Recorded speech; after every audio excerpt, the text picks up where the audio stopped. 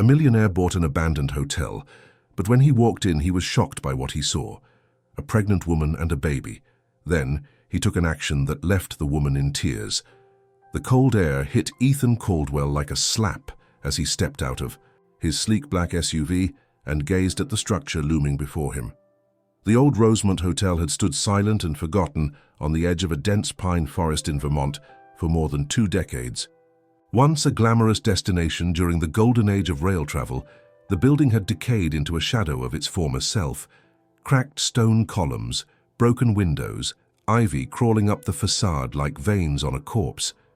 Most would have seen a ruin. Ethan saw potential. At 33 years old, Ethan had everything a man could want: wealth, influence, and a face that regularly graced business magazines.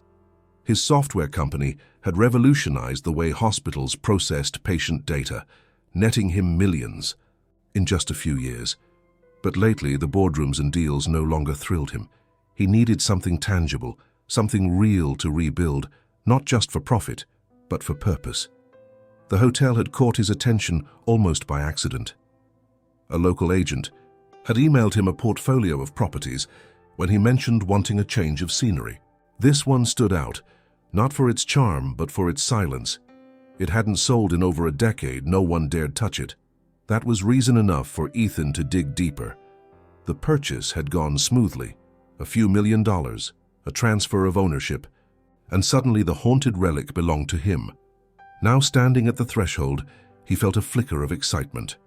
His plan was bold: renovate the building into a boutique luxury retreat for artists, writers, and thinkers, a sanctuary far from the chaos of city life. Vermont's serene landscape was perfect, and he had the funds, the time, and the freedom to see it through. He pulled out an old key from his coat pocket, its brass surface cold and scratched. The heavy front doors groaned as they opened, releasing a stale breath of dust and forgotten memories. Ethan stepped inside. The lobby, once grand, was now a cathedral of decay. A massive chandelier hung precariously overhead, its crystals dulled by years of neglect. Torn velvet curtains sagged at the tall windows, and the wooden floor creaked under his weight. He passed a check-in desk, still with a rusted bell, and a moldy guest ledger half open. Cobwebs draped the corners like lace. Ethan walked slowly, taking it all in: the intricate crown moldings, the worn carpet that might have once been crimson, the fireplace that had likely warmed many travelers. It was a ghost of luxury, but he could see the bones underneath. Strong, still proud in its own way. He moved through the rooms, noting what needed work, what could be salvaged. There was a strange beauty in the decay, something poetic about rescuing this place from oblivion. Upstairs, he found rows of old guest rooms. Most doors hung open. Some rooms still had furniture, others were bare. One had an old trunk in the corner and faded wallpaper with delicate blue roses. Ethan took out his phone and snapped a few photos. He planned to send them to the architect he'd hired back in New York.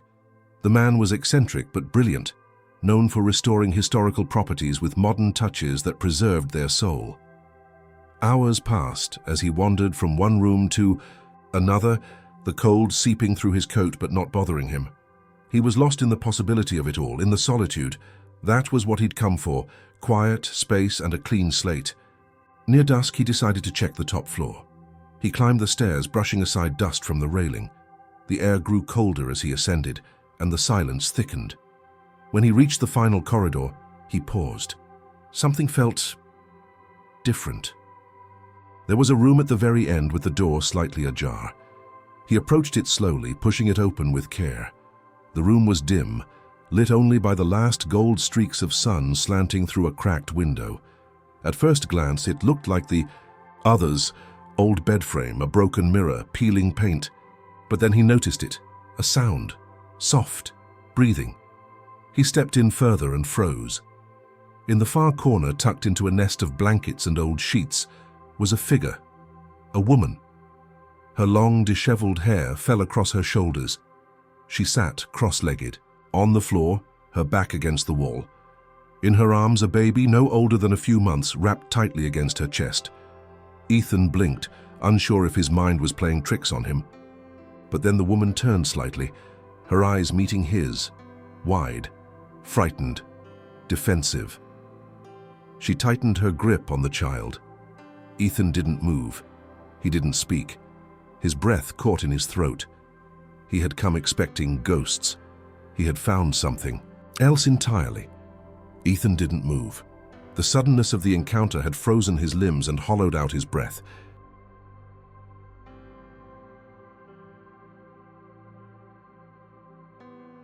The woman in the corner clutched the baby tighter, shrinking back as if she could melt into the wall behind her. Dust floated in the light between them, catching the tension in particles too small to hold, but too heavy to ignore. Ethan raised, his hands slowly, palms forward, like someone approaching a wild animal, though she looked more broken than feral. "I'm not here to hurt you," he said gently, the words sounding strange in the stillness of the room. The woman didn't respond. Her eyes flickered toward the doorway behind him, measuring distance, escape, threat. She shifted the baby against her chest, and the small bundle let out a quiet murmur, a tiny, breathy whine of discomfort. Ethan felt something twist in his gut.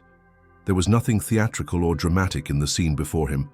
It was raw, simple, and profoundly out of place in a building that should have been empty for years. "I just bought this place," he continued, voice low and steady. "I thought it was abandoned. I didn't expect anyone." Still, she said nothing. He took a careful step forward. She flinched. He stopped. "Please," she said at last, her voice hoarse and dry like leaves underfoot. "Just go." It wasn't a plea, it was a warning disguised as one. Ethan saw it then. The hollow in her cheeks, the dark circles under her eyes, the way her free hand trembled even though she held it tightly against her thigh. She wasn't dangerous. She was desperate. "How long have you been here?" he asked, not moving any closer. Her eyes darted again to the hallway behind him, then back. "A few weeks, maybe more." "Alone?" She didn't answer right away. She pressed her lips together, kissed the baby's forehead, then looked back at Ethan. "Yes, just me and him." "Him." So the child was a boy. "Do you have a name?" he asked. "Sarah." It came quickly, almost instinctively. Whether it was true or not, Ethan had no way of knowing. But the name fit her, plain, grounded, and quietly resilient. "I'm Ethan," he said, "Ethan Caldwell." Her eyes narrowed. That name meant something to her. Or maybe she was just putting together the implication of what he had said earlier, that he was the owner now. "You're going to kick us out?" It wasn't a question. "I haven't decided anything," he replied. "I didn't come here expecting this." A long silence stretched between them. The baby stirred again, making a soft grunting noise, then settled. Sarah rocked gently in place. Ethan noticed the thinness of the blankets, the half-empty bottle of water beside her, and an empty can of beans near the wall. No sign of heat, no diapers, nothing to suggest a long-term stay, only survival, barely managed. "Are you hungry?" he asked. "Is the baby?" Her jaw clenched. "We're fine." He nodded, not challenging her. But the truth hung in the air, unmistakable and sour. No one who was fine would be squatting in a condemned building in the middle of a Vermont winter with a newborn. "I'll leave," she added quickly. "As soon as I can. Just need a few more days." "Where will you go?" "I don't know yet." Her voice cracked at the end and she blinked rapidly. Ethan saw it again, that barely concealed panic, the edge of collapse. She was holding on by threads. Whatever story had brought her here, it had left her with almost nothing. He took a small step back toward the door, signaling retreat. "I won't call anyone, not yet." Sarah looked confused. "Why?" "Because I don't know your story," he said, pausing. "And I don't think you're here by choice." She didn't respond, but her eyes softened just enough for him to see something underneath the fear. Exhaustion, maybe, or the tiniest flicker of trust. "I'll come back tomorrow," Ethan said, "with food, blankets, diapers, if you'll let me." The words felt strange coming from his mouth. He hadn't planned them. He hadn't thought anything through. But he meant them. Sarah didn't say yes.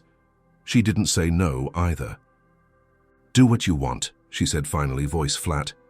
It wasn't acceptance, but it was permission enough. Ethan turned and walked back through the hallway, his footsteps loud on the warped wooden floor. He didn't look back. Not because he didn't want to, but because he knew if he did, he might see something he wasn't ready to carry, a kind of responsibility he had never been asked to take on before. The cold outside hit him harder than when he arrived. His car felt sterile, warm, wrong. As he drove back toward town, his mind raced with images, the shape of Sarah's frame, the way she curled around the baby like armor, the haunted weight in her voice. He had come to Vermont looking for a project, but this wasn't a renovation. This was something else entirely. He stopped at a small gas station on the edge of town. The clerk looked bored, scrolling through her phone. Ethan picked up a few, granola bars, bottled water, and a fleece blanket from a rotating stand near the door. "Rough night?" the woman asked as she scanned his items. "You could say that," he replied. As he stepped back outside, the sky had darkened to deep navy. Stars blinked overhead, and the forest loomed in shadows. He thought again about Sarah, alone in that freezing room with her baby, surviving, one night at a time. Back in his rental house, he poured himself a glass of scotch but didn't drink it. He sat in the dim living room, staring at the flickering fireplace. His phone buzzed, a reminder about a call with his company's CFO in the morning. He silenced it without looking. The world he had left behind felt irrelevant now, distant and grey. Ethan Caldwell had once built an empire from nothing. But as he sat alone that night, one image wouldn't leave his mind. A young woman, trembling, in the corner of a forgotten hotel room, holding a life that had no place else to go. And for reasons he couldn't fully explain, he knew he would be going back. The morning arrived draped in a heavy blanket of fog, the kind that made the mountains seem like distant ghosts and hushed the world into silence. Ethan stood by the kitchen window of his rental cabin, sipping a coffee that had long since gone cold. He hadn't slept much. His mind had replayed the encounter with Sarah and the baby again and again, each time magnifying the quiet desperation in her voice, the way her eyes seemed to fight against hope and the sheer vulnerability of her situation. She had said she would leave. She had said she didn't need anything. But Ethan knew the difference between pride and safety, and he knew she had neither. He packed 2 bags before leaving, one with food, including baby formula, jars of pureed fruit, a small bag of rice, canned soup, and protein bars. The other with essentials, diapers, wet wipes, hand warmers, a wool blanket, and a first aid kit. He didn't know if she would accept anything. But showing up empty-handed was out of the question. Driving up the narrow road to the hotel felt different this time. Yesterday, the place had been a relic, a monument to forgotten grandeur. Now it felt like something fragile had taken root inside its broken walls, something barely holding on, like a flame flickering in a gust of wind. He parked in the same spot as before and approached the entrance with measured steps. The door creaked again when he opened it, and the familiar musty scent of mildew and old wood greeted him like a ghost of the past. He didn't call out. He didn't want to startle her. Climbing the stairs quietly, he reached the top floor and paused in front of the room. The door was still slightly open, but now there was a thick blanket draped over the crack like a makeshift curtain. He knocked gently, twice. A long pause followed. Then, a voice, quiet, cautious. "You came back." "I said I would." Another pause. "What did you bring?" "Food, supplies, things for the baby." Silence again. "You can leave it outside." "I won't come in if you don't want me to." He placed the bags beside the door and stepped back. A moment later, the blanket was pulled aside, and Sarah emerged, her hair pulled back into a messy knot, her face pale but alert. She picked up the bags without looking at him and started to turn away. "Can I talk to you for a minute?" he asked softly. She didn't answer, but she didn't close the door either. That was something. "I want to understand what happened," he said. "Why you're here." "You think I'm crazy?" she asked, her voice sharper than before. "No. I think you're scared and tired and doing the best you can." Sarah hesitated, then sat down just inside the doorway, legs crossed, the bag still unopened. She pulled the baby closer to her chest, and Ethan noticed how instinctively she shielded him. There was a raw protectiveness in her movements, something almost primal. "I used to live in Rutland," she said finally. "Small apartment above a hardware store. Nothing special, but it was mine. I worked at a diner on Main Street. Long shifts, bad tips, but it paid the rent." She looked down at the baby, who was asleep, his tiny fist curled near his mouth. "Then I met him. He came in one night and wouldn't stop looking at me. Said I had sad eyes. I should have taken that as a warning, not a compliment." Ethan didn't interrupt. Her words came slowly, but each one carried weight, as though speaking them cost her something.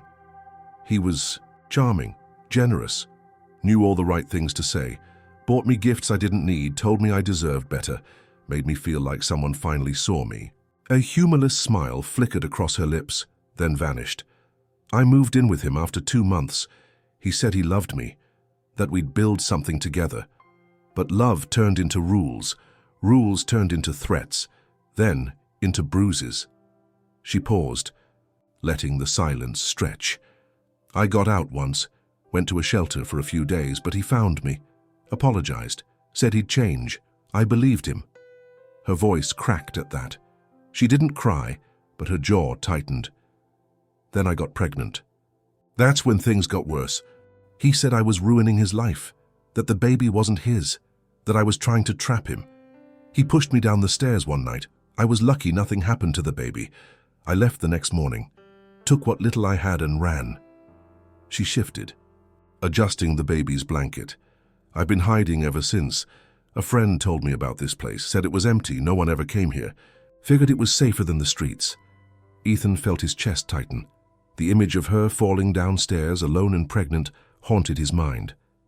"I didn't know what else to do," she said. "I'm not looking for pity.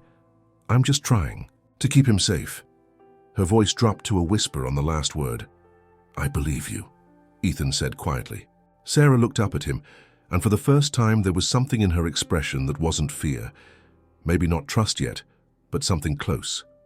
Recognition, perhaps, that he wasn't here to judge her, that he wasn't a threat. "I'm not a charity case," she said. "I don't want handouts." "I didn't say you were," Ethan replied, "but you don't have to do this alone." She nodded slowly, then picked up one of the formula cans and turned it in her hands. "I'll leave you some money for anything else you might need," Ethan added.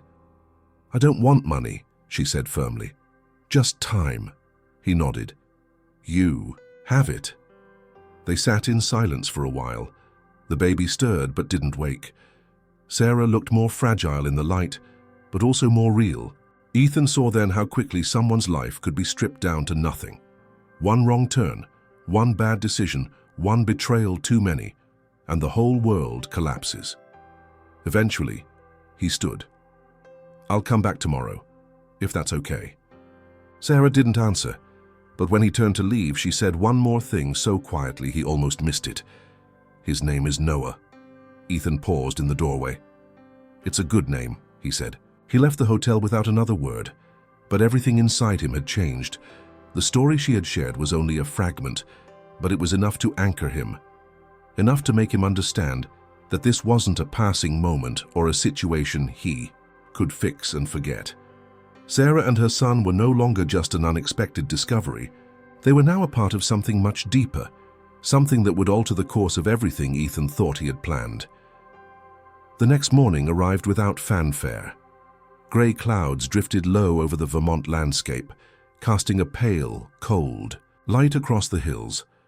Ethan sat in his study, eyes fixed on the screen of his laptop, though the spreadsheet open before him held none of his attention. He had a scheduled call with his legal advisor in less than an hour, but his thoughts remained, tethered to the hotel and the fragile existence unfolding inside its crumbling walls. He had never intended to involve himself in someone else's crisis. His entire life had been built on calculated moves and disciplined detachment.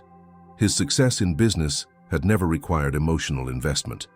It demanded focus, precision, and an unshakable ability to assess risk. And yet, in the span of 2 days, His life had begun orbiting around a woman and child he knew almost nothing about. What troubled him more was how quickly that shift had happened. The knock at the door came right on time. Ethan opened it to find Bernard Maddox, his attorney, bundled in a dark wool coat and holding a steaming travel mug. Bernard was older, sharp-witted, and notoriously pragmatic. A man who had pulled Ethan out of more than one legal tangle over the years. Ethan motioned him in without a word, and the two sat down in the study, the silence between them taut with the weight of unspoken concerns. "So," Bernard began, setting his mug down on the desk, "what's this about a situation at the hotel?" Ethan leaned back in his chair, eyes narrowing slightly. "There's someone living there, a woman and her baby." "Squatters?" "She's not trying to take the place. She just needed somewhere to go. She's been hiding from someone dangerous." Bernard sighed, already seeing the legal minefield unfolding. "You do realize that technically this is trespassing. Your insurance doesn't cover unauthorized occupants. If anything happens to her or the child while they're in your building—" "I know," Ethan cut in, "but I'm not about to throw her out onto the street." "That's not what I'm suggesting," Bernard said, "but we need to proceed carefully. This is a major liability. And if word gets out, especially with your name attached to this place, it could create a media storm. Investors don't like unpredictability." Ethan looked away, his jaw tightening. He knew the optics. A millionaire harboring a mysterious woman in an abandoned building was not the sort of headline that calmed financial backers. "She's running from an abusive relationship," Ethan said quietly. "She has no one, no money, and she's terrified." "What do you want me to do, pretend I didn't see her?" Bernard rubbed his forehead. "I'm saying you need to protect yourself. Morally, I get it. But legally, you're already exposed. If anything goes wrong, you're not just risking a lawsuit. You're risking everything tied to this property, maybe more." Ethan pushed away from the desk and stood. He paced the room, trying to channel the frustration into motion. The idea of walking away from Sarah now, of leaving her to whatever fate had chased her into that crumbling room, was unbearable. "I want to help her," he said, "but I want to do it right." "Then we find a middle ground," Bernard replied. "Let me contact a local family support agency. Maybe they can provide a caseworker, someone who understands these situations. We document everything. We make sure you're not acting alone." Ethan nodded reluctantly. It wasn't perfect, but it was a start. Later that day, he returned to the hotel, parking as he always did in the long-forgotten gravel lot. He carried another bag of supplies, this time including a new set of winter clothes he'd bought for Sarah and Noah. He also brought with him something more fragile, the histoire, weight of uncertainty. As he reached the top floor, he noticed the door to Sarah's room was slightly more open than before. A sign of trust, perhaps, or maybe resignation. She was sitting by the window, wrapped in the blanket he had left the day before, the baby, asleep in her arms. Her face looked a little less drawn, her eyes not quite as hollow. "You came back," she said without turning. "I said I would." He placed the bag near the wall and sat a short distance away, careful not to cross the invisible line she had established. "I spoke to my lawyer," he began. "I needed to understand the risks. If something happens to you here—" "I didn't ask you to protect me," she interrupted, her voice sharp. "I know," Ethan said calmly. "But I'm not just thinking about me. If someone else finds out you're here and decides to get involved, it could all go wrong very quickly." Sarah looked at him now, her expression unreadable. "So what happens next?" she asked. "I want to bring someone here, a social worker, just to talk, to make sure everything's on record, to give you options." "I don't want anyone knowing where I am," she said. "That's how he finds people." "She won't tell anyone. Confidentiality is part of the job, and I'll be here the whole time." Sarah said nothing for a long while. The wind outside pressed against the broken windows, and somewhere, deep in the hotel, a door creaked softly. She looked down at Noah, then back at Ethan. "I'll think about it," she said. He nodded. It was more than he had expected. As he left that afternoon, he felt the weight of the dilemma settle deeper into his chest. There was no clear path. Every step forward seemed to carry a shadow of risk. He wanted to do the right thing, but in the real world, right was a luxury, not often afforded cleanly. That night he received an email from one of his major investors. Word had begun to circulate that the hotel renovation was delayed. Rumors, fueled by whispers in town, were already finding their way to the wrong ears. Ethan stared at the screen for a long time before responding. The truth was simple. He could not and would not abandon Sarah and Noah. Not now, not ever. But standing between what he believed was right and what the world considered acceptable, he realized that some decisions could not be measured in profit margins. Some choices were worth everything they might cost. The morning after his difficult conversation with Bernard, Ethan awoke before sunrise. The sky outside his window was still an ocean of ink, barely touched by the approaching dawn. He had tossed and turned through the night, haunted by thoughts that refused to leave him. The look in Sarah's eyes when he mentioned the social worker lingered more than it should have. It was not just fear, it was weariness, the kind that settles deep into a person's bones and makes every decision feel heavier than it should. Her words had not said much, but the silence between them had spoken loudly. She was tired of running, of hiding, of surviving without ever living. By the time the sun rose, Ethan had already packed a thermos of tea, a loaf of freshly baked bread he bought from a nearby cafe, and a few apples. He made the drive back to the hotel in silence, passing the now familiar frost-bitten trees and skeletal landscape that seemed to reflect the barrenness he felt growing inside. Each visit to the hotel chipped away a little more of the detachment he had spent years cultivating. Each glance at Sarah and her son reminded him that he was no longer just a bystander in someone else's crisis. He had stepped into their story, willingly, or not, and now he had to walk alongside them wherever that might lead. As he entered the hotel, he moved more confidently through the darkness. He had memorized the creaks in the staircase, the soft groan of the third step from the top, the way the hallway floor dipped just before Sarah's door.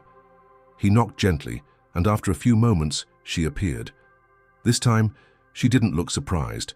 She simply stepped aside, allowing him to enter. Noah was awake, lying on a makeshift blanket bed near the window, cooing softly at the pale morning light. Ethan set down the food and poured some tea into a cup. Sarah watched him quietly, as if waiting to see what version of him would arrive. Today, the man with questions or the man with answers. "I won't bring the social worker," Ethan said without preamble. "Not unless you say it's okay." Sarah's eyes softened, though she said nothing. He handed her the cup, and she accepted it without hesitation. It was a small gesture, but a significant one. "I know you're trying to help," she said after a while, her voice low. "But it's not just me I have to think about. It's him." She glanced at Noah, who was now chewing on the edge of the blanket, his tiny hands grasping at fabric as if it were a lifeline. "I understand," Ethan replied. "And I want you to know I'll respect whatever decision you make. I just don't want you to feel alone." She looked away, and for a moment the only sound in the room was the distant cry of a bird outside and the soft babble of the baby. When she turned back to face him, her eyes glistened with something rawer than fear, something that bordered on vulnerability. "I've never asked anyone for help before," she said. "Not really, not like this." "You're not asking for anything," Ethan said. "I offered." "I know, but I need to now. I need help." The words came out slowly, as though dragged across broken glass, but they landed with clarity. Ethan leaned forward slightly, not wanting to break the fragile bridge she had just begun to build. "I don't have anyone left," she continued. "My parents died when I was 20. No siblings. The only friends I had disappeared when I stopped answering their calls. And after I left him, I couldn't trust anyone. I still don't. Not completely." Ethan nodded. He didn't need to speak. She wasn't looking for validation. She was unburdening herself, peeling back layers of pain that had long remained untouched. "I used to have dreams," she said. "Little things, a house with a garden, a job that didn't make me feel invisible. I even wanted to go back to school, study early childhood development, work with kids." She smiled faintly, the expression more ghost than joy. "But now I just want safety, for him. I can't think beyond that." "You'll get it," Ethan said firmly. Whatever it takes. She took a long sip of tea, then exhaled. I believe you, and that scares me. Why? Because I'm starting to hope again, and hope has a habit of turning into disappointment. Ethan let that settle. He understood better than most that hope, when unfulfilled, could leave deeper scars than pain ever could. But he also knew that Sarah had already survived things that would have destroyed most people, and she had done it while keeping another life safe in her arms. I won't promise anything I can't deliver, he said, but I'm not walking away. Her eyes locked with his, and something in her posture changed, less guarded, more open, as though she were beginning to accept that maybe, just maybe, she didn't have to do this alone anymore. Then I need a favor, she said after a moment. Anything. I need to go into town, just for a couple hours. I have to get a few things, but I can't take Noah with me. I don't want to draw attention. Ethan blinked, surprised. You want me to watch him? She hesitated, then nodded. Only if you're comfortable. I wouldn't ask if I had any other option. Ethan looked down at the small boy, who was now asleep again. His face relaxed and trusting. The idea of being alone with an infant terrified him in ways he didn't quite understand. But he also knew what it meant for Sarah to ask. It wasn't just about logistics. It was about trust. She was handing over the most precious thing in her world to someone she had known for less than a week. I'll take care of him, Ethan said. You have my word. Sarah stood and began gathering a few items. She pulled on a heavier coat and tied her hair back. Before leaving, she knelt by Noah and kissed his forehead. I'll be back soon, she whispered, and then she was gone. Ethan sat in silence for a few moments, listening to the quiet breathing of the child beside him. The hotel, for all its age and disrepair, felt different now. Less empty, less haunted. In the stillness of the room, surrounded by forgotten wallpaper, and the faint scent of old wood, he felt something stir in his chest. A weight, yes, but also a strange peace. He had entered this building expecting to restore floors and repaint walls. But in that moment, sitting beside a sleeping baby in a forgotten corner of the world, Ethan Caldwell realized that perhaps it wasn't the hotel that needed saving. Perhaps it was him. By the time Sarah returned that afternoon, the air had shifted. A sharper breeze curled through the trees surrounding the Rosemont Hotel, and Ethan noticed the distant rumble of engines more frequently on the mountain roads. Sarah's coat was dusted with flecks of snow when she walked through the creaky entrance, cheeks flushed and eyes alert. She moved quickly to where Ethan was sitting with Noah, who had woken up only once to cry before falling asleep again in the warmth of Ethan's arms. She offered no words at first, just a relieved glance and a quiet nod of gratitude as she knelt beside her son, checking him over with the gentle, deliberate care of a mother still half expecting disaster. I didn't take long, she said. Did he cry much? Not really, just once. I think he missed you. She smiled faintly, brushing her fingers over the baby's soft cheek. Ethan noticed the small plastic bag she carried, filled with basic items, baby soap, a couple of snacks, and something else wrapped in paper. Nothing extravagant, just survival tools. But beneath the calm surface of their interaction, Ethan sensed something had changed. Sarah's movements were more restrained, her voice slightly clipped. When he asked if everything had gone smoothly, she hesitated just long enough for him to notice. Someone recognized me, she said finally, or almost did. I kept my head down, but I heard them say something about the hotel. What exactly? They were talking about how someone's been seen coming up here. A man, with supplies, said maybe the new owner was already renovating. Said they heard noises, lights. Someone joked that ghosts finally had company. Ethan's stomach tightened. What had felt private, hidden, was beginning to echo beyond the silent halls of the Rosemont. Small-town eyes were turning toward them, even if no one knew what they were really seeing yet. And rumors, especially in places like this, didn't need facts to grow. They only needed a spark. That evening, after Sarah and Noah were asleep, Ethan returned to the town center to meet Bernard again.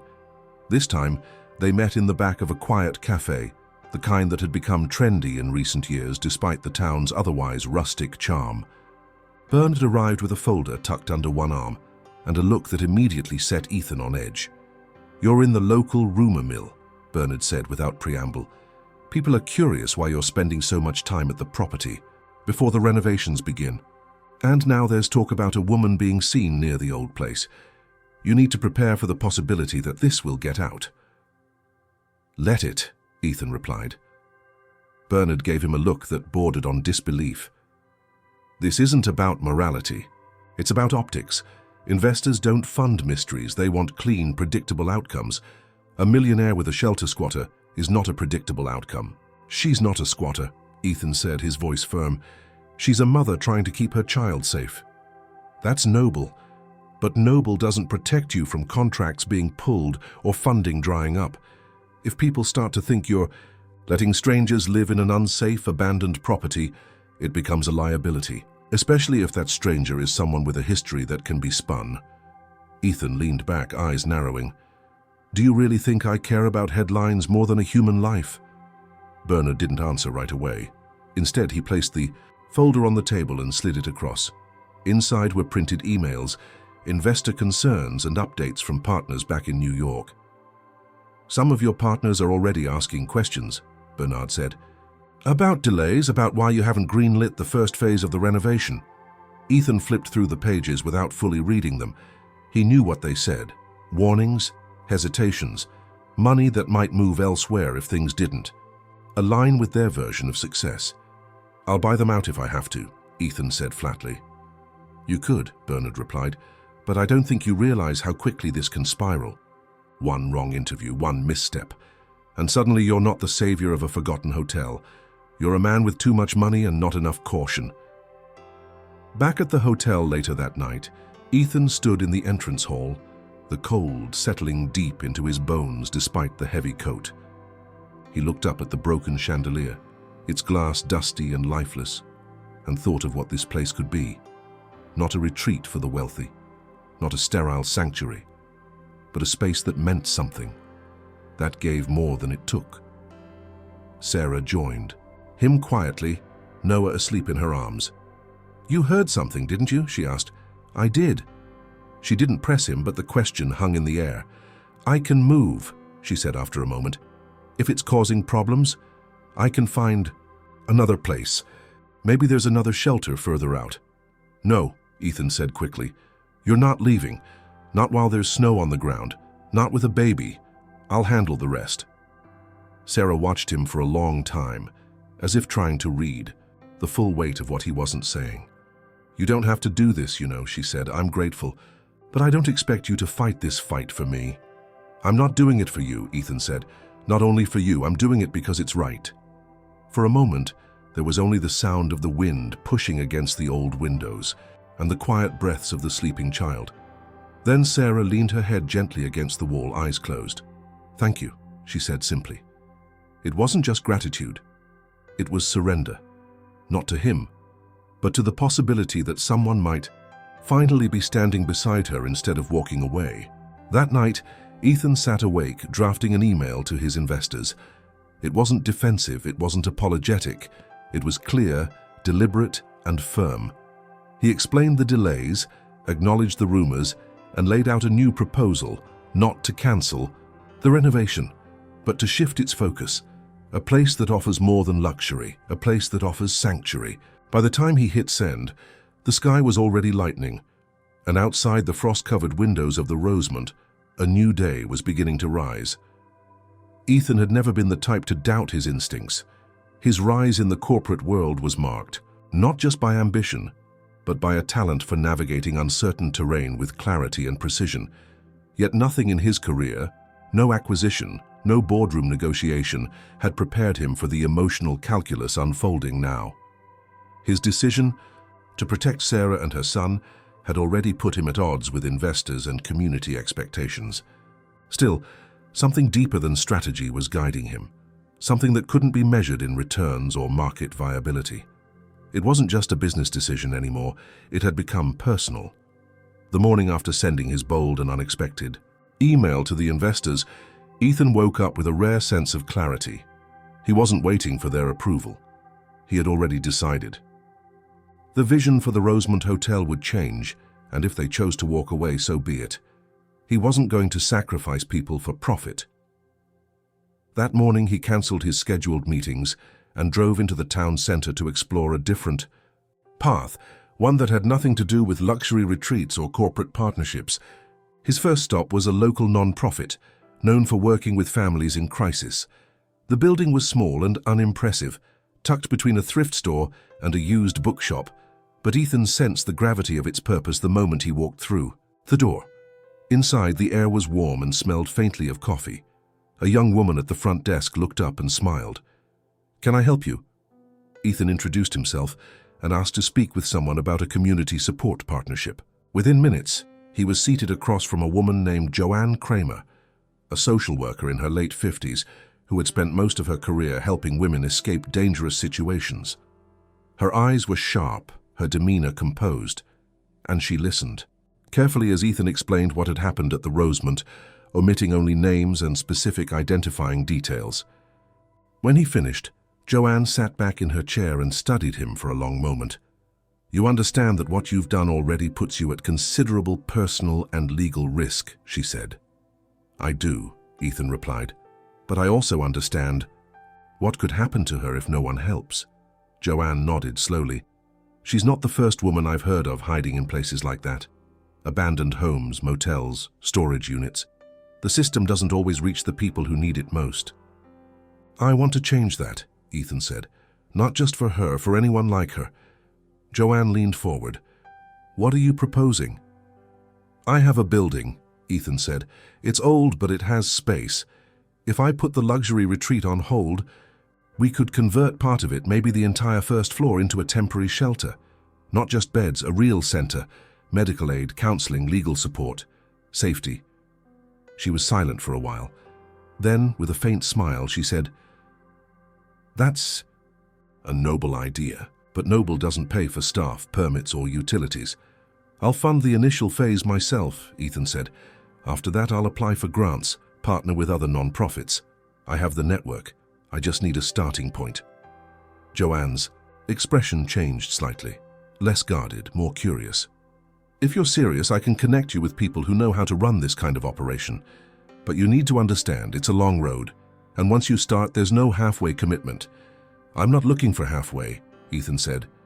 They spent the rest of the morning outlining what would be required: zoning changes, safety inspections, coordination with local government and health services. It was daunting, more complex than any business deal Ethan had managed, but every challenge only solidified his resolve. When he returned to the hotel that afternoon, he found Sarah standing near the entrance, rocking Noah gently as she stared out across the snow-covered fields. She turned when she heard his footsteps and gave him a tentative smile. "You were gone a while," she said. "I was meeting with someone, a social worker, one who wants to help." Sarah stiffened slightly. "You said you wouldn't bring anyone without telling me." "I didn't," Ethan said. "I went alone. I didn't say anything about you, but I told her about the building, about what I want to do." Sarah waited, her expression unreadable. "I want to turn part of the hotel into a shelter," he continued. "Not just for you, for other women.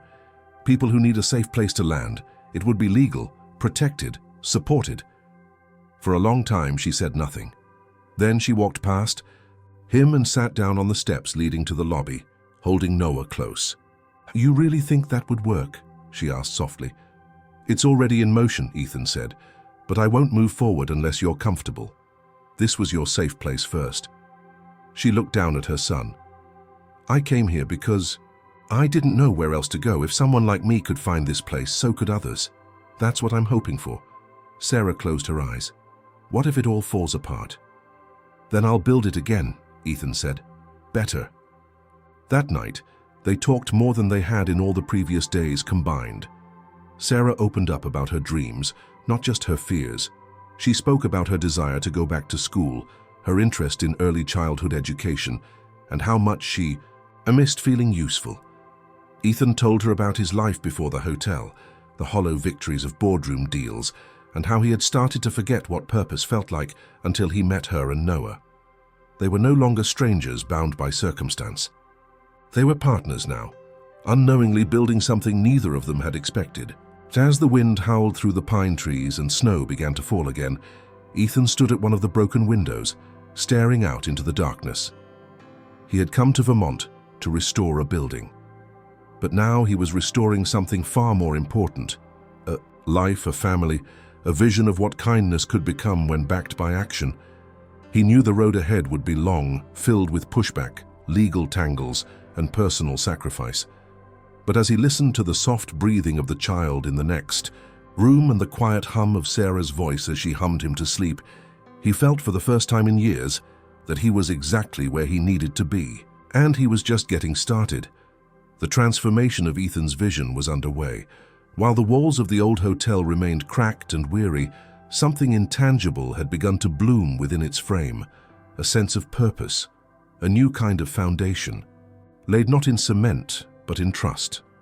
Joanne had returned with colleagues to assess the building, and Ethan had begun the slow process of navigating permits, inspections, and the cautious eyes of local authorities. Though skepticism lingered among some officials, Ethan's wealth and determination made it difficult for anyone to outright deny him. Sarah watched the changes unfold with quiet awe. It was as if the place itself was waking up, no longer a tomb of the past, but a place shaping toward a future it never imagined. She helped where she could, organizing supplies, tending to Noah, and offering suggestions drawn from the difficult experiences she had survived. Joanne quickly recognized Sarah's potential, even suggesting she consider eventually working with the center once it opened formally. For the first time in what felt like years, Sarah began to imagine a version of herself that was not defined by fear. But just as they began to build momentum, life reminded them of its brutal unpredictability. It began with Sarah collapsing. It was subtle at first, a complaint about fatigue, a fleeting headache, a sense of dizziness that she dismissed as lack of sleep. But then, one afternoon, as she stood near the back of the hotel inspecting what used to be a laundry room, her knees gave out. Ethan had just returned from a meeting with the town's fire marshal when he heard the crash. The echo of her body hitting the floor was followed by Noah's sudden cry. He found her crumpled on the cold tile, pale and unresponsive. Panic surged through him in a way he hadn't felt since childhood, that primal fear of helplessness, of watching something precious teeter on the edge.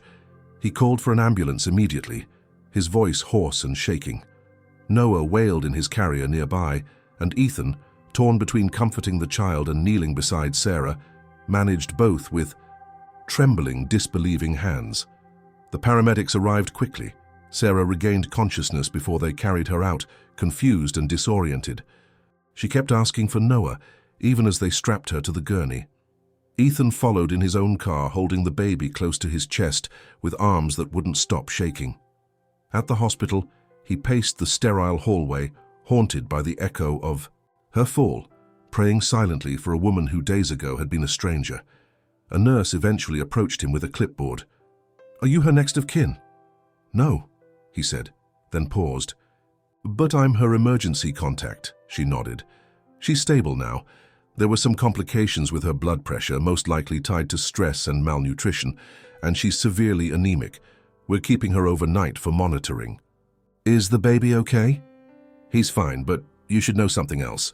Her file flagged a previous visit to another hospital several months ago. There was a notation made by the attending physician, something we're required to report. Do you know anything about her partner?" Ethan swallowed. "She's not with him anymore. He was abusive." The nurse's tone softened slightly. "The name listed as the father of the child. He's not just anyone. He's the son of a man with some influence, a former state senator." Ethan's entire body tensed. "She never told me. She might have been afraid to. But you should prepare yourself. If this gets flagged the wrong way, things could get complicated." When Ethan was finally allowed to see Sarah, she was lying in a dimly lit room, an IV in her arm, her face pale but calm. Her first words weren't about her health. "Where's Noah?" "He's fine," Ethan said, placing the carrier next to her bed. "He didn't stop crying until we walked into your room." Sarah blinked slowly, her lips dry and cracked. "I was stupid. I thought I could keep going. I thought I could handle everything." "No one can handle everything alone," Ethan said gently. "You're not alone anymore."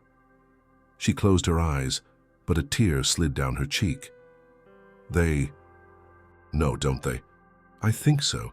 She didn't respond right away, but when she opened her eyes again, there was something defiant in them. He said he'd find me, said no one could protect me. I didn't believe him. I wanted to believe he was bluffing. You don't have to run anymore, Ethan said.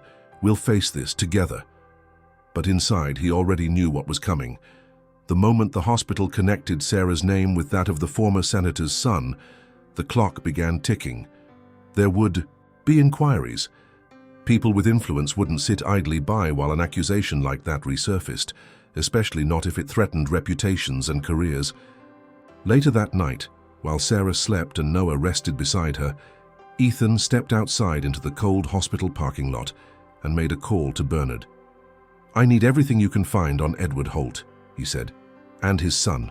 Every lawsuit, every sealed record, every rumor.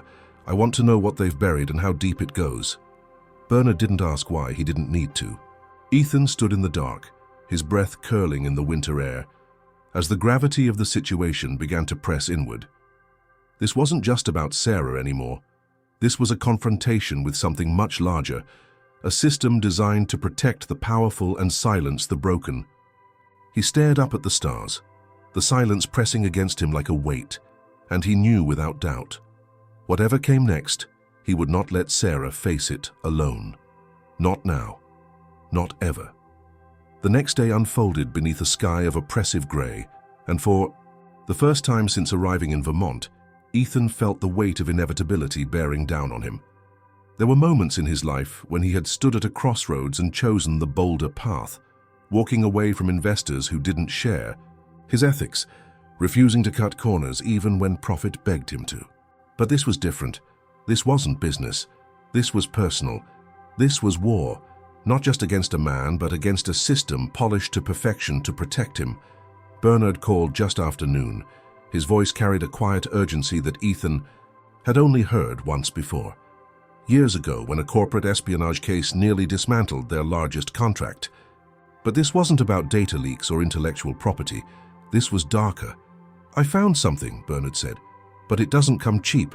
I had to pull some favors, and if you push this, you need to understand. There's no going back. I'm not going back, Ethan said, jaw tight. There are sealed documents connected to Edward Holt's son, Cameron Holt. Police reports that never led to charges, settlements paid quietly. The pattern is familiar. All women, all vulnerable. 2 in college, one who worked as a nanny for his family. Then Sarah. Hers is the only case where there was no money exchanged, no signature on a non-disclosure agreement. She just disappeared. Ethan closed his eyes. It explained everything. The confidence of Cameron's behavior, the political shields that had protected him, the cruelty, the impunity, and the silence that had followed each accusation like a well-oiled machine swallowing noise. Who paid the settlements? Ethan asked. The father, every time. Always just enough to make the problem disappear. Ethan stood at the window of the hospital's guest lounge, looking down at the snow-covered lot below. Sarah was still asleep in her room. Noah had grown fussy from being confined, so Ethan had taken him out for a short walk down the sterile corridor. He now rested in a carrier, cooing softly. What happens if I go public with this? Ethan asked. They'll deny everything. They'll attack Sarah's credibility. Probably yours too. They'll say she's unstable, that you've been manipulated, that this is a smear campaign from a tech mogul with a savior complex. And if that doesn't work, they'll threaten legal action. Let them, Ethan said. Bernard was silent for a beat. I need to know you're certain, because this won't be about one woman and her child. This will become national news. I want it to, Ethan replied. I want people to see what's been buried. He hung up and returned to Sarah's room. She was awake now, propped up on a pillow, pale but alert. Her eyes went immediately to Noah, who reached out a hand the moment he saw her. I've been thinking, she said quietly once Ethan handed the child over. About what comes next. I can't keep hiding forever. You won't have to, Ethan said, sitting beside her. She glanced at him, sensing the shift in his tone. What happened? I found out who he really is. Cameron Holt, the things he's done, the people he's hurt. The money his father used to make it all disappear. Sarah didn't react, not at first. Then she looked down at Noah, who was babbling softly, oblivious to the shadows that surrounded his name. "I was never going to say anything," she said. "I thought if I disappeared it would end, but it didn't. The fear followed me. Every day, every night, it never left." "It ends now," Ethan said. She looked up sharply. "How?" "By making it public, by naming him, by telling your story." Sarah stared at him as though he'd asked her to leap off a cliff. "You think anyone will believe me? I think they'll listen if I stand with you." For a long time she said nothing. Then she pulled Noah close, pressing her cheek to his head. "I'm scared," she whispered. "I know," Ethan said, "but I'm not." That night, back at the hotel, Ethan drafted a statement. Not just a press release, but a declaration. A story of how he had come to Vermont, seeking a renovation project, and instead found a woman and child abandoned by the very systems meant to protect them. He detailed the pattern of silence and settlements surrounding the Holt family. He did not use Sarah's full name without her consent, but he made it clear that she was one of many. He sent the statement to a journalist he trusted, a woman who had once written an exposé on corporate abuse and refused to be silenced by threats. He knew she would verify every word. He knew she would do it right. When he returned to the hospital the next day, Sarah was sitting up, a little stronger. She looked at him, eyes searching. "Did you do it?" "I did." She took a shaky breath. "Then I should do something too." "What do you mean?" "I'll speak. I'll tell my story, but on my terms, in my words. If this is going to happen, I want to own it." Ethan nodded, moved beyond words. "Whatever you need, I'll make sure it's safe." Later, as they sat together in the hospital room, the television on the far wall flickered with breaking news. A headline scrolled across the screen. "Tech entrepreneur exposes cover-up involving political family." Sarah didn't look away. Neither did Ethan. They sat in silence, the baby between them, as the world began to turn its gaze toward the truth. It would be messy, it would be dangerous, but it would also be undeniable. For the first time since stepping into the forgotten hotel, Ethan Caldwell realized he had found exactly what he hadn't known he was looking for. Not a project, not redemption, but a fight worth everything he had to give. The media storm hit like a winter blizzard. It began slowly, an article published by a well-respected independent journalist, followed by a surge of reactions on social media. Then came the flood. Calls from national outlets, requests for statements, debates on morning shows.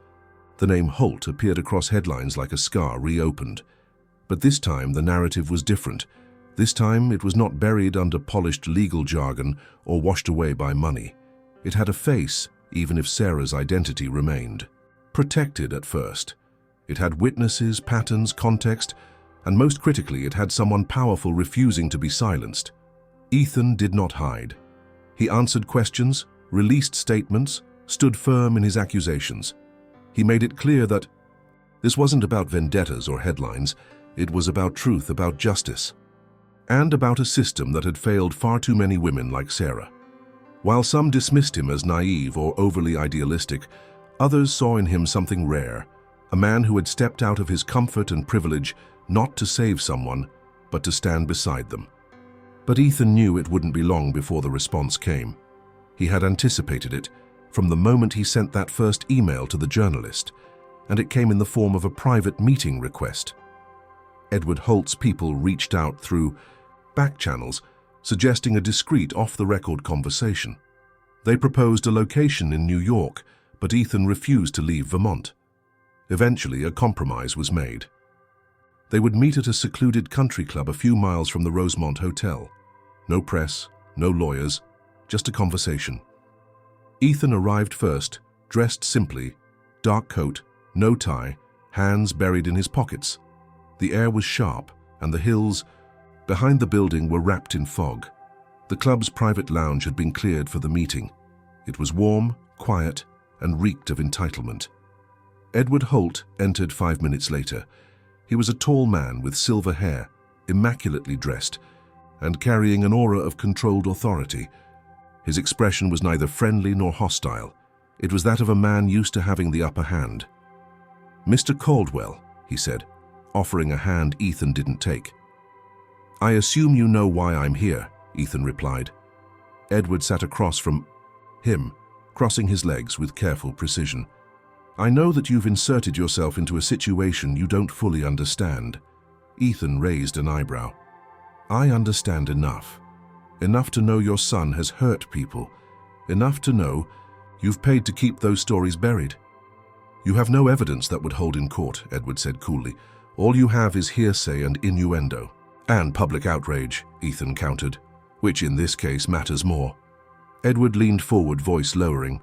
"You've built a reputation, a business, you're respected. This campaign you've started threatens to unravel." "That? And for what? A woman you barely know?" Ethan's jaw tightened. "She didn't ask for this. She never wanted attention. She just wanted to protect her child. Your son took everything from her. I won't let you do it again." Edward sighed as if burdened by the stupidity of others. "I'm willing to make this go away, quietly, permanently. I'll make a contribution to your foundation, something substantial. You walk away, no more statements, no more interviews, and we'll see to it that the child's future is comfortable." It was so calm, so calculated. Ethan felt sick. "You're offering me a bribe," he said flatly. "I'm offering you an exit, one you'll wish you had taken when the attention fades, and all you're left with is broken deals and a tainted name." Ethan stood. "I don't want your money. I want people to know who your son is." Edward rose as well, but his smile was empty.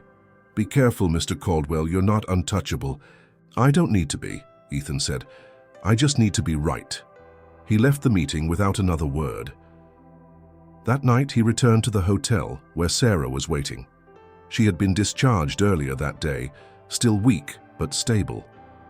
The room had been cleaned, fresh blankets added, and a small electric heater hummed near the corner. Noah slept soundly in his makeshift crib.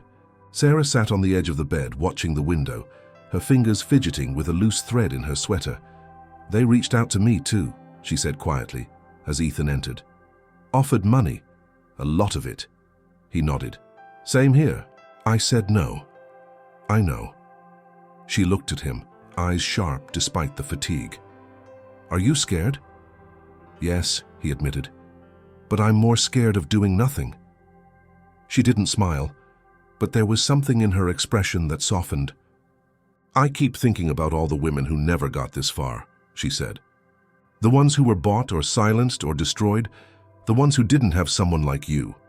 Ethan shook his head. "You're the one doing the hard part. I'm just making sure people hear you."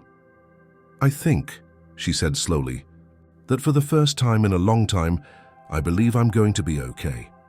The days that followed were chaotic. News outlets dug deeper. Other women, emboldened by Sarah's story and Ethan's advocacy, began coming forward.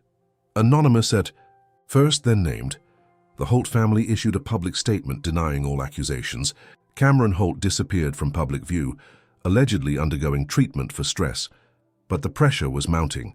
Petitions circulated, protests grew, sponsors pulled support from organizations associated with the Holt name. And Ethan? He received threats, both legal and personal. He lost a few business allies.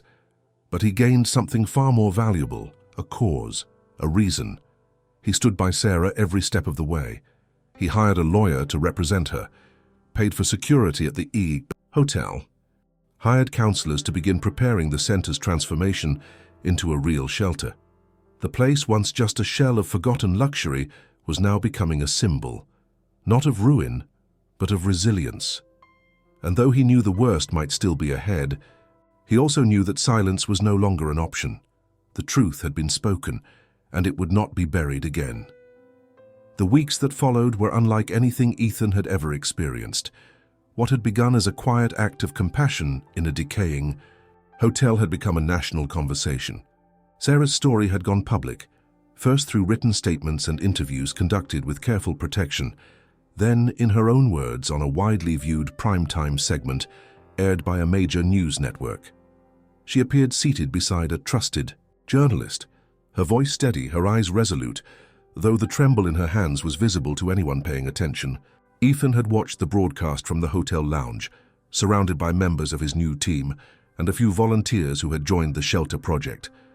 The room had fallen into absolute silence as Sarah spoke. She didn't focus on the abuse, not the bruises, not the night she fled, but rather on what came after. The invisibility, the fear, the hopelessness. She spoke about what it felt like to disappear in a country with so many laws but so few systems that truly protected people like her. She described the weeks spent hiding in the hotel, the moment Ethan found her, and the hesitant, painful rediscovery of trust.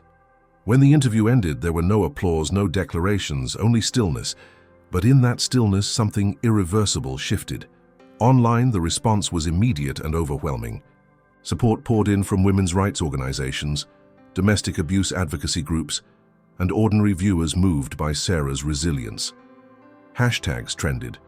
Donations flooded into the Rosemont Project's new non-profit fund. Volunteers began arriving. Therapists, social workers, former survivors, each offering time, resources, and commitment. Ethan, meanwhile, became something else entirely. To some, he was a hero, a disruptor of privilege, a man who had used his wealth and influence to amplify a silenced voice. To others, he was reckless, dangerous even, a man destabilizing powerful networks with one woman's story. Yet through it all, he remained focused. He continued meeting with city planners, health officials, grant committees. He attended council meetings, sometimes facing resistance, but he never wavered. Every piece of red tape he cut through became a path not just for Sarah, but for the dozens of women now waiting to arrive at the shelter. The Rosemont Hotel, still only partially restored, now pulsed with life. One wing had been officially converted into livable space. Warm rooms, a community kitchen, counseling areas. There were toys in the hallway, quiet laughter behind closed doors, and the constant hum of activity. The rest of the building remained under renovation, but it no longer felt abandoned. The ghosts had been replaced by hope. Sarah took on a more active role than anyone anticipated. She became a bridge between the women arriving and the people trying to help them. She translated silence, explained fear, articulated the weight of decisions that many of the staff couldn't begin to understand.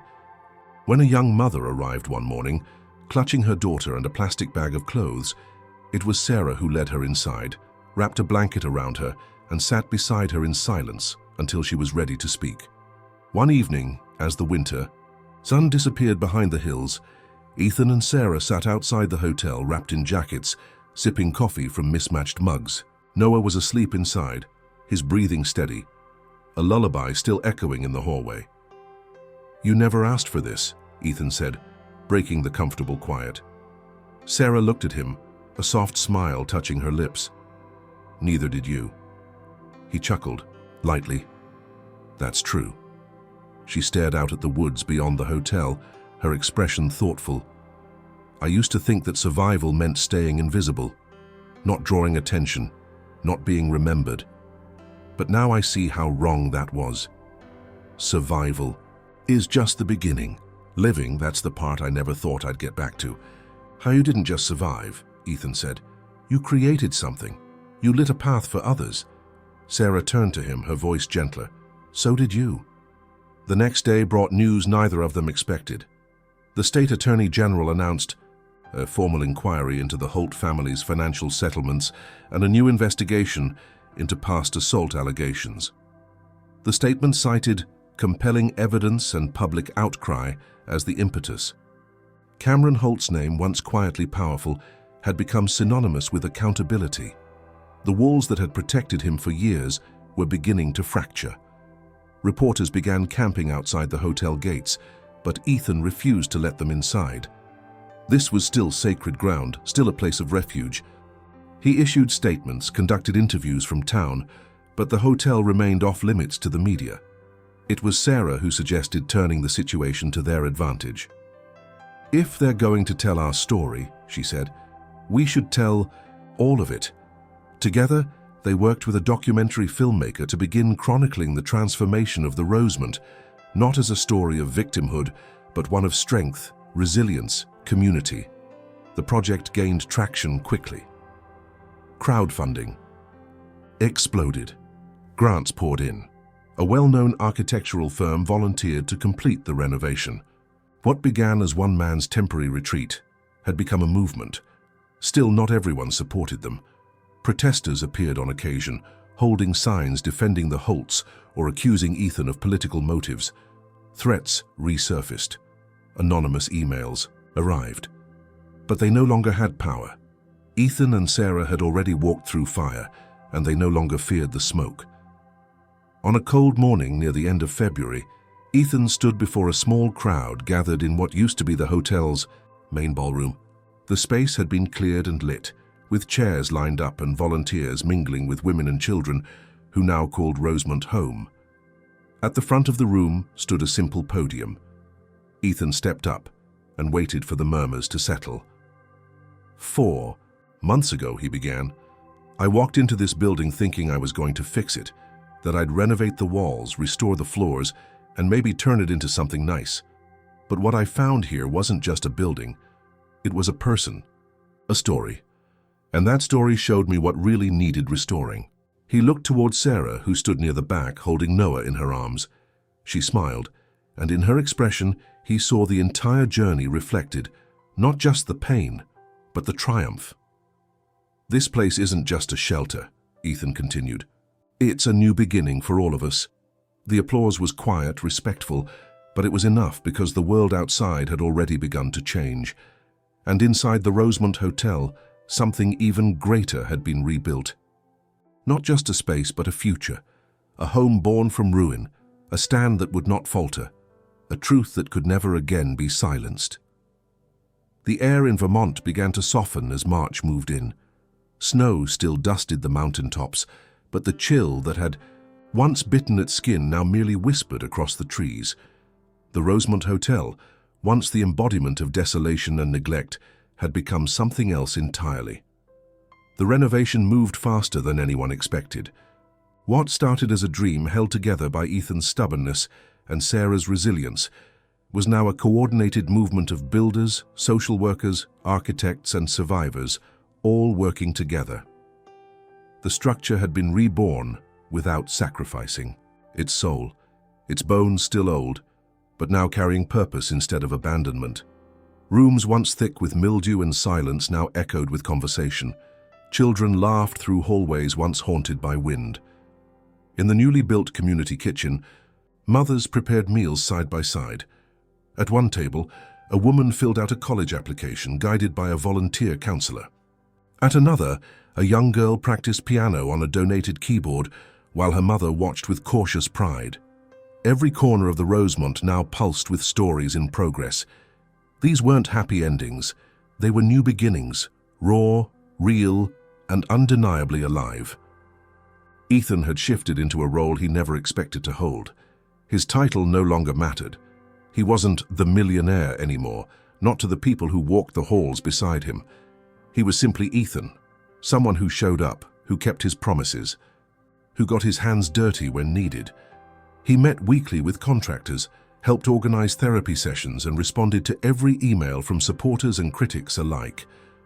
He had learned more about public health, trauma, zoning laws, and human behavior in 3 months than he had in a decade of building his tech empire. And he had never felt more fulfilled. Sarah had become more than the heart of the Rosemont.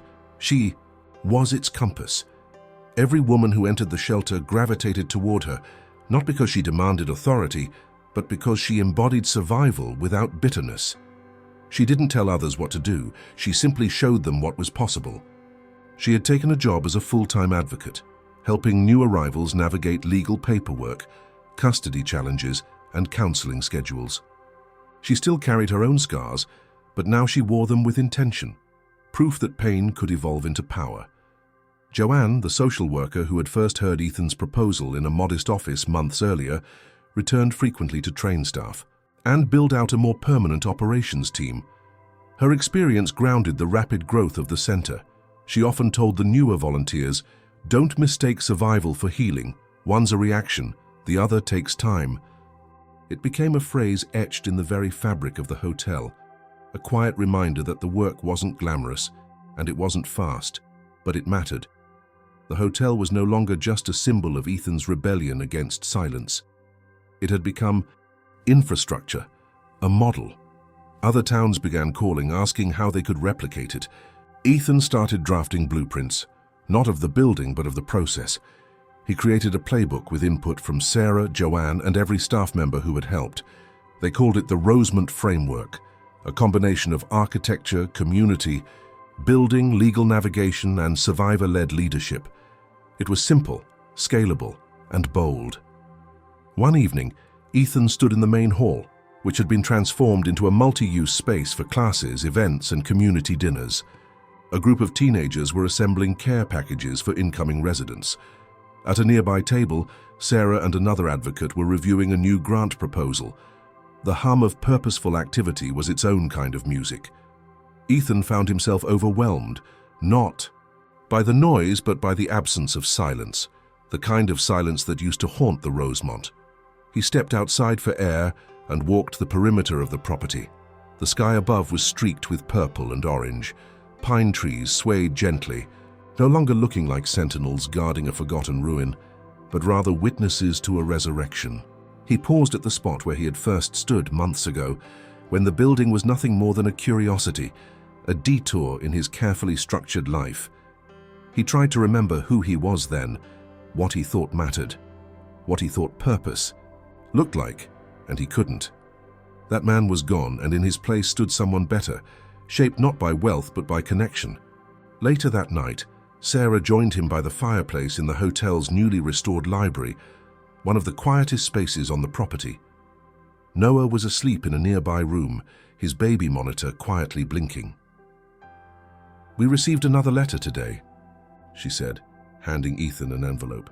"From a woman in Maine. She read about us in the paper. Said she was ready to leave but didn't know where to go." Ethan opened the letter and read it slowly.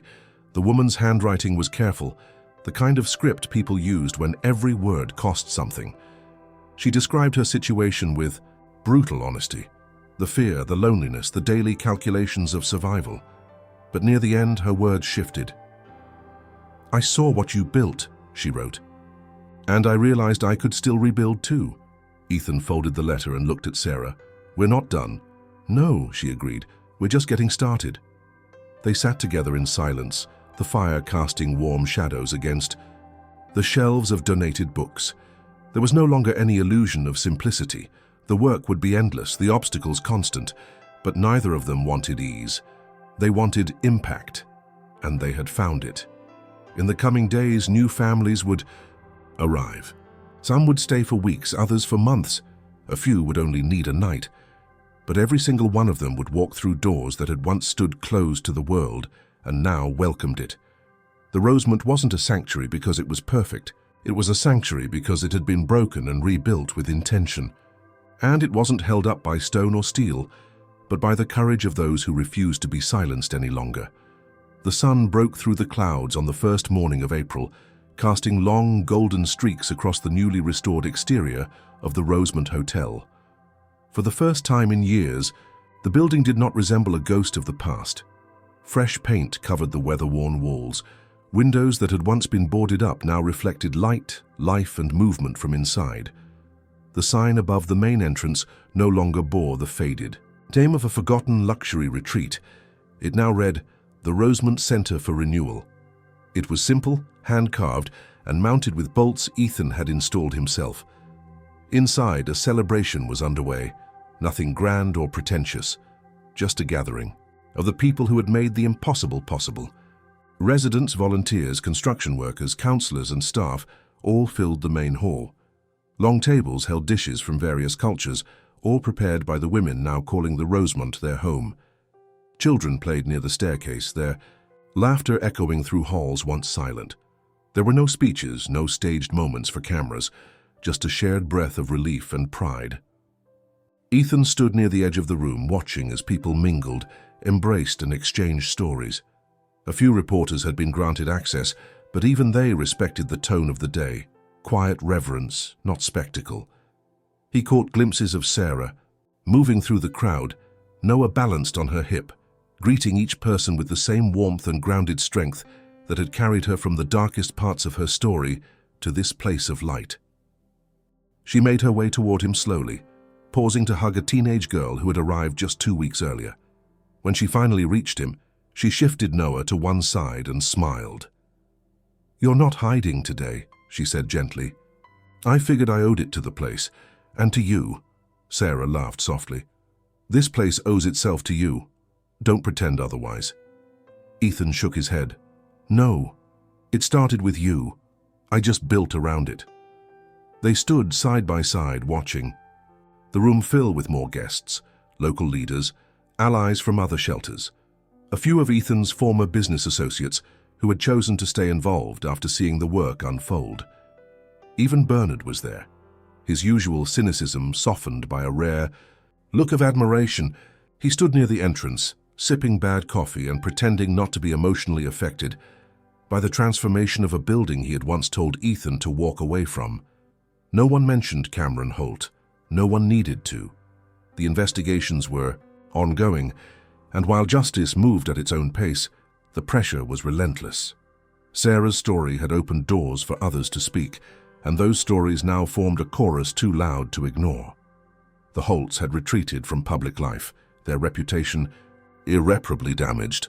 And while Ethan had lost a few business deals, the majority of his investors had pivoted, publicly supporting the Rosemont initiative and even contributing to its expansion. That expansion was already taking form. Ethan had purchased an old inn 2 towns over. It would become Rosemont North, another sanctuary, modeled after the original. Plans were also underway to build a community school for children living in transitional housing, where education wouldn't be interrupted by trauma and instability. Sarah had agreed to sit on the board of directors. It had taken weeks of convincing. She wasn't interested in power, but she understood better than anyone the importance of influence used with purpose. Her voice had become one of quiet authority, not through titles, but through truth. "I still have trouble believing this is real," she said now, glancing around the room. "Some mornings I wake up expecting to hear footsteps in the hallway, or to feel that weight in my chest again." Ethan looked at her. "Do you feel it today?"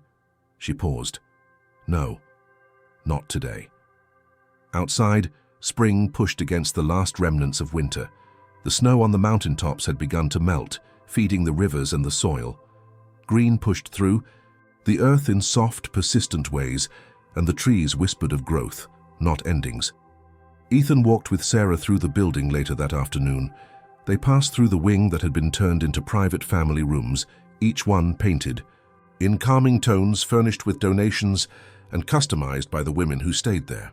Sarah pointed out a mural one of the teens had painted, filled with birds in flight. She said it reminds her of the day she left, the moment she realized she could go. They continued into the old dining hall, now transformed into a multi-purpose room.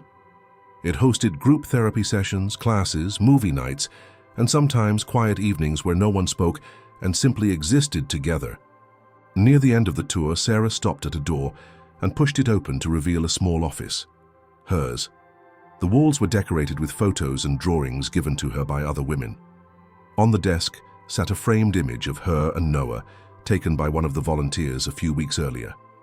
Behind her chair, a bookshelf filled with legal guides, psychology texts, and picture books stood as a quiet symbol of her dual existence, advocate and mother, survivor and guide.